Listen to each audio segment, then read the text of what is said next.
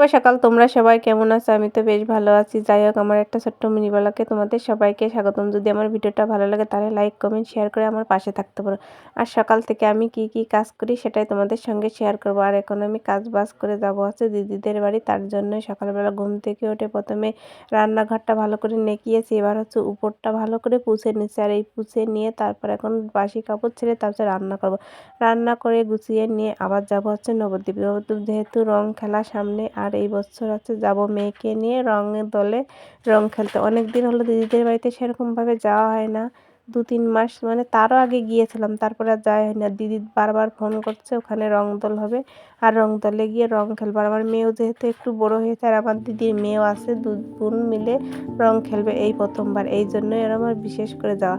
যাই হোক, রান্নাবান্না আমার কমপ্লিট হয়ে গিয়েছে, আর আমি দিদিদের বাড়িতেও পৌঁছে গেছি। আর দিদিদের বাড়িতে এসে প্রথমে এই ফুল গাছগুলো দেখে তো পুরো ফিদা হয়ে গিয়েছে। আর এই ফুলগুলো যে আমার এতটা ভালো লাগে, আর আমার মেয়ের তো তার থেকেও বেশি ভালো লাগে।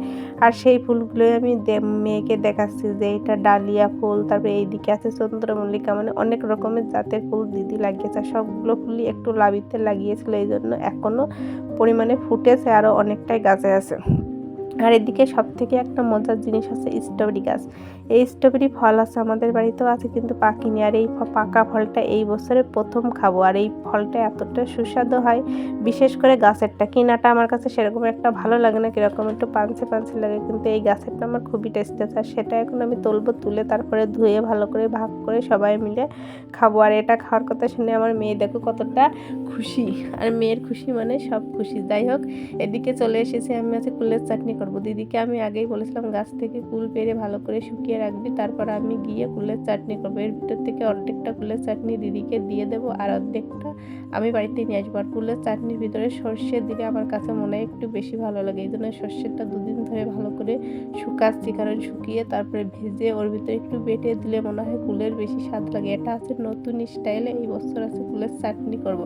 যাই হোক, বলতে বলতে চলে এসেছে সেই হোলির দিন। আর এই হোলির দিনের উপলক্ষে দিদিদের এখানে আসা, দিদিদের এখানে মায়াপুরের রংদোল খেলা দেখবো, তারপরে দিদিদের এখানে মন্দিরে এই সব কিছুর জন্যই বিশেষ করে আসা। আর রং খেলার দিকে আমার শুরু হয়ে গিয়েছিল। আর এই বছরে এতটা পরিমাণে রং খেলেছি যে সেজে গুজে একদম পুরো ভূতের মতো হয়ে গিয়েছিলাম।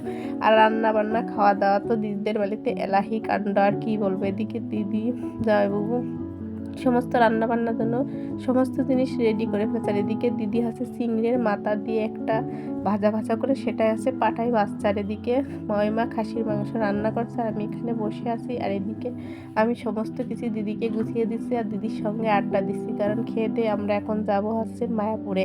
রং খেলার দিন যেহেতু আমরা মায়াপুর যেতে পারিনি, এই জন্যই আজকে খেয়ে দিয়ে তারপর এখন যাব মায়াপুর। আর মায়াপুর গিয়ে অনেক মজা করেছিলাম এই বছর। আর ওখানে প্রসাদ খেয়েছি প্রথমবার। তারপর মায়াপুর থেকে বাড়ি এসে পরের দিন বাড়ি আসার পালা ছিল। আর সেদিনকে এতটা মন খারাপ লাগছিল দিদিকে ছেড়ে আসতে, যে এতটা কষ্ট হয়ে যাওয়ার সময় এতটা ভালো লাগে, কিন্তু যখন দিদিদের বাড়ি থেকে আসি তখন চোখের কোণে জল নিয়ে ঠিকই আমাকে বাড়িতে আসতে হয়। যাই হোক, এটাই আছে মেয়েদের জীবন, সমস্ত কিছু পেরিয়ে তবু গন্তব্যস্থানে আসতে হবে। যাই হোক, এই যে এখন আমি স্ট্রবেরিটা তুলেছি, আর মেয়েকে একটা দিয়েছি। অনেকগুলো গাছে ছিল, কিন্তু এই 2-3টে মতো পেরেছি। আর এখন আসছে বাজে প্রায় দুপুর 12:15। সমস্ত কাজকর্ম সেরে দিদি এখন মেয়েকে জামা ড্রেস পরিয়ে নিয়ে যাচ্ছে হচ্ছে স্কুলে। নয়, দিদিদের এখানে মানে স্কুলের ড্রেস দেবে, এই জন্য 12টার থেকে স্কুলে যাওয়ার কথা ছিল, এই জন্য মেয়েকে রেডি করে নিয়ে চলে আসছে। আর মেয়েকে স্কুলে দিয়ে এসে তারপরে সমস্ত জামা কাপড় 3-4 দিন ধরে যেগুলো ভিজিয়েছিলাম সেগুলো আমি আর দিদি এখন কাচার জন্য বসে গিয়েছে। আর দিদি সবগুলো জামা কাপড় ভিজিয়ে দিচ্ছে, আর এখন এগুলো আমি কেচে নেবো দুইজনে। তারপর কাছাকাছি কমপ্লিট করে চলে এসেছি। দেখো, বিকালবেলা আমি ফোনে কথা বলছিলাম বান্ধবীর সঙ্গে, ওকেই বলছিলাম যে 2টো দিন এসেছি, আর কোথা দিয়ে যে সময়টা চলে আসছে একজনই বুঝতে পারছি না। তুই যদি আসতি তাহলে একটু বেশি মনে হয় ভালো হতো। ওর শ্বশুর বাড়িটা আমার দিদিদের বাড়ি থেকে বেশি একটা দূরে নয়, কিন্তু ওর মেয়ের একটু শরীর খারাপের কারণে ও আসতে পারিনি।